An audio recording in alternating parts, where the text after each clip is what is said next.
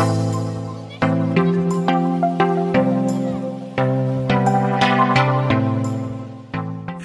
guys, good afternoon. Palabas ko lang guys. At ako'y kakain ng tanghalian.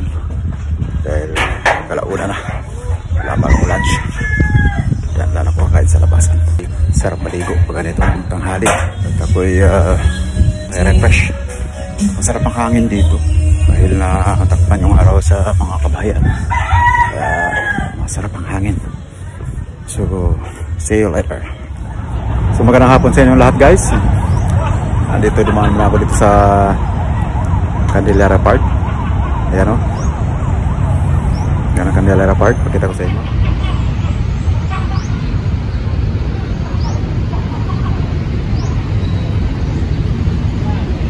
Ako'y pupunta ngayon sa SM City para magpalamig dahil sobrang init ngayon dito sa aming lugar guys. So kung makikita ko na sa likod ko, yan ay small bamboo. Katulad ng bamboo sa bahay namin, kasi lang yung sa bahay namin sa Cavite matayog na, tumaas na. Ito kasi nami-maintain to, halos buwan-buwan pinuputol, pinapantay lalo sa pader, kaya hindi siya masyadong mataas. Maganda tignan. So ngayon guys, wala tayong apply.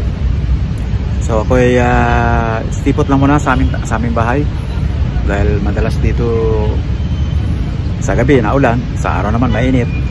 So relax lang muna tayo. Next month kasi tayo mag-a-apply.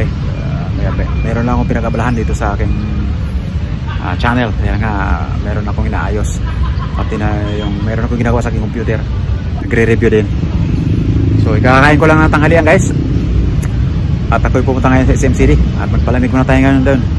Tignan natin kung anong pwede natin gawin doon. Pwede natin i-vlog. Makikisaw-saw tayo sa mga kausuhan ngayon. Kasi nga wala tayong may content. Hindi tayo baka punta sa ibang city dito sa Davao City dahil nga mainit. Punta sa Tago, may init, hirap pag sabihan pag mainit. Pwede na ma-aircon pero saka na lang pag medyo hindi na tag-init. So yun ang mga gusto kong puntahan: Tagum, Digos, Cotabato, General Santos City. Yun kasi gusto kong makipagkita kay Manny Pacquiao.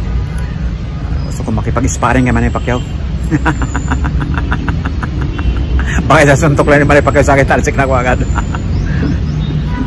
So siyempre nagbalak si Manny Pacquiao na babalik sa Senado. So suportahan natin guys. Si siya ang pambansang kamao, di ba? At maganda naman ang kanyang mga layunin. Marami din siyang mga natulungan sa katulad natin ng mga mahihirap. So yun guys. At ako'y pumunta na sa SM City at sasakay mo na ng jeep. Kaya wala tayo yung mga ngayon sa araw na ito. Mga ganap, kaya stipot lang kayo. See you. This is big time. Ang iyong lingkod Isa.